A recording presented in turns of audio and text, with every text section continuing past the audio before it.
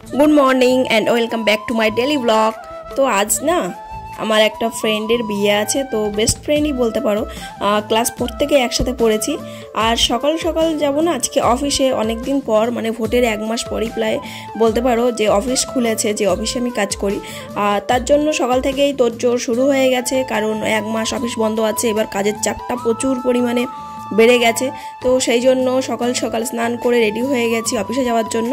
আর গরমের মধ্যে অফিসে গিয়েই দেখো মানে শ্যুটটা করছি, ব্লগটা করছি। আর অফিস রুমের বাইরেটা দেখো, জানলা দিয়ে কত সুন্দর ওয়েদার আজকে, মানে হালকা হালকা বৃষ্টি হচ্ছে, হালকা হালকা রৌদ্র বেরোচ্ছে। ওয়েদারটা জাস্ট অসাধারণ ছিল, কিন্তু কাজের প্রেশারটা না খুব একটা ছিল না, যার জন্য ভাবছিলাম একটু ভিডিও করি, একটু তোমাদেরকে দেখায় যে কীভাবে কাজ করছি, কোথায় কাজ করি। তো আমার বাড়ির পাশ থেকে বেশিক্ষণ লাগে না, সাইকেল চালিয়ে 10 থেকে 15 মিনিটের মধ্যেই চলে যাওয়া যায়। আর টিফিনের আওয়ারে আমরা টিফিন খেয়ে নিচ্ছি, লাঞ্চ করে নিচ্ছি, কারণ কাজ করতে করতে খিদে পেয়ে যায়। তো আমরা সবাই এখানে টিফিনই নিয়ে যাই, ওখানে গিয়েই খাওয়া দাওয়া করি। 4টে-5টা পর্যন্ত কাজ করতে হয়, যেদিন কাজের প্রেশার থাকে সেদিন আমাদের 6টা-7টা পর্যন্তও কাজ করতে হয়। আর এখন একটু কাজের প্রেশার কম আছে, তার জন্য আমরা গল্প করছিলাম সবাই, আর টুকটাক কাজকর্ম করে নিচ্ছি।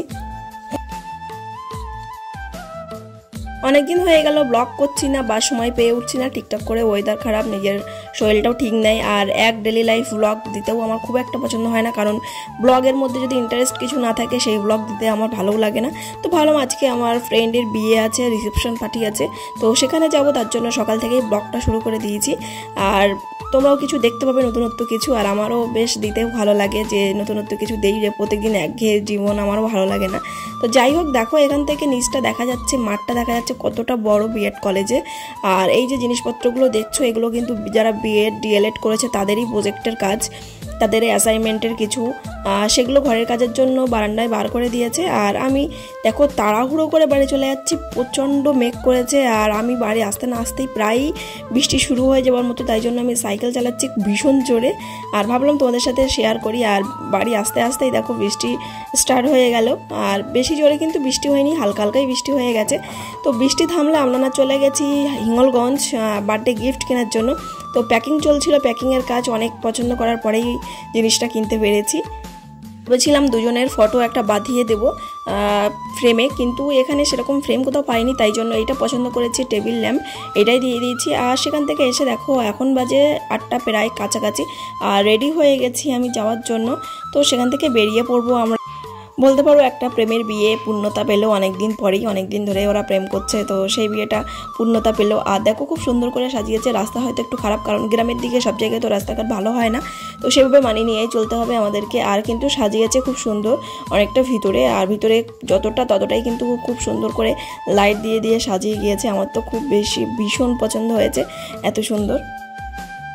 সারাদিন কাজের ফাঁকে এই বন্ধুদের সাথে এই আড্ডা, এই আর কি আনন্দ, এটাই কিন্তু অনেক কিছু। কারণ এখন এমন হয়েছে কলেজ লাইফ চলে যাওয়ার পরেই কিন্তু আমার কোনো বন্ধুবান্ধব সাথে দেখা হয় না। আর আমরা পড়তাম সেই স্কুল লাইফের বন্ধুবান্ধব, যারা সবাই এক জায়গায় হয়েছি আজকে, কোনো কলেজের বন্ধুবান্ধব না, সব স্কুল লাইফের বন্ধুবান্ধবগুলো এক জায়গায় হওয়ার পরেই কিন্তু ভীষণ আনন্দ মজা। আর এই বিয়েগুলো পেলে না হাজার কাজ ফেলেও চলে যাওয়া যায়, যে কখন বিয়ে বাড়িগুলো অ্যাটেন্ড করবো, বন্ধুবান্ধবের বিয়ে, কারণ সব জায়গায় যত বন্ধুবান্ধব থাকে সবাই কিন্তু তখন এক জায়গায় হওয়া যায়, একসাথে আনন্দ করা যায়। দেখো তোমাদের সাথে কথা বলতে বলতে চলে গেলাম বিয়েবাড়ি। আর বিয়েবাড়ির প্রবেশের গেটটা দেখো খুব সুন্দর, কিন্তু এখন না বর্ষা হয়েছে, সকাল থেকে বলছিলাম, তার জন্য একটু মানে রাস্তাঘাটটা খারাপ, আর এখানে কাদার পরিস্থিতি, কারণ গ্রামগঞ্জে কাদা তো হবেই মাস্ট বর্ষা হলে। তো এগুলো সব ভুলে না চলে যাও একদম রিসেপশনের যে জায়গাটা মেন, আমাদের উদ্দেশ্য ফটো সেশন, সেইখানেই চলে গেছি। ফটো করছি, ফটো উঠছি, ভীষণ ভালো লাগছে যে অনেক দিন পর 3জনই একসাথে হলাম। আর ও আমার একদম ছোট্টবেলার বন্ধু, মানে একটা জিনিস পেলে 2জনই বা 4জনই খাবো। তারা এখনও 2জন আমাদের বেস্ট ফ্রেন্ড আছে, তারা আসতে পারেনি একটু অসুবিধার কারণে। সো আমরা এখানে আড্ডা আর কি মারা শুরু করে দিয়েছি, তার ফাঁকে একটু কফিও খেয়ে নিচ্ছি। আর ফুচকার ওখানে তো প্রচুর লাইন, ফুচকা খাইনি দাঁড়িয়ে দাঁড়িয়ে, কারণ অত লাইনের মধ্যে গিয়ে ফুচকা খাওয়াটা আমার ব্যাপারে অসম্ভব, আর এই গরমে তাও আবার। আর সবাই ভীষণ আড্ডা আর কি মেরে চলে আসলাম খাবার ধারে, কারণ এত গরম লাগছিল না, ভাল লাগছিল না যে ব্লগটা করি শেষ পর্যন্ত। তো কিছু কিছু করে তোমাদেরকে দেখানোর চেষ্টা করেছি। আর দেখো মেনু কার্ডটা না জাস্ট অসাধারণ দিয়েছে, জিনিসটা সারা জীবন গুছিয়ে রাখা যাবে, যে ওদের বিয়ের মেনু কার্ড দিয়েছে এইগুলো। আর সেখান থেকে খাওয়া দাওয়া পর্ব সেরেই কিন্তু আবার চলে যাবো ফটো তুলতে, গল্প করতে পারি। এখানে বসে আমরা 10-15 মিনিট ধরে বসে বসে গল্প করছিলাম, কেউ ছিল না। গল্প করছিলাম হাসি আনন্দ করে। তখন বাজে রাত 12:30, 12:30টার সময় এসেছি বাড়ি ফিরে। আচ্ছা তোমরা বলো তো শাড়িটা কেমন লেগেছে? আমার কিন্তু ভীষণ ভালো লেগেছিল কিনে, কিন্তু এত গরম লাগে না শাড়িটা পরে, তো বলার মতো না। আর আমি শাড়ি খুব একটা ক্যারি করতে পারি না, কিন্তু আমার খুব ভীষণ পছন্দের হচ্ছে শাড়ি। সবার শাড়ি লাভার বলতে পারো, আমার খুব ভীষণ পছন্দ। আর আমি এক বছর প্রচুর শাড়ি কিনছি এখন। আগে অত শাড়ি পছন্দ করতাম না, কিন্তু ইদানিং আমার না শাড়িটা ভীষণ ভালো লাগছে। তো এবার দেখো মানে গরমে আমার অবস্থা পুরো শেষ। আর এত ঘামছি আমি, এত ঘামি যে মানে মেকআপ উঠে কোথায় বেরিয়ে যায় আমি নিজেও জানি না। তো ফাইনাল লুকটা তোমাদের দেখাবো ফ্রেশ হয়ে এসে, কারণ আমার অবস্থা খুব খারাপ এখন। ছেলে হলে না কোনো ঝামেলাই থাকে না, একটা শার্ট পরলাম, একটা প্যান্ট পরলাম, বেরিয়ে পড়লাম শুটা পরে। কিন্তু মেয়েদের প্রচুর সাজুগুজু তো করতেই হয় বিয়ে বা পুজোর সময়। আর এই জিনিসটা না খুব বিরক্তির একটা ব্যাপার, মানে গরমের মধ্যে পুরো ঘ্যান ঘ্যানে অবস্থা। শীতকাল হলে খুব ভালো হয়। তো কেন বিয়ে করে জানি না, গরমের সময় ওরা করেছে তাই গিয়েছি।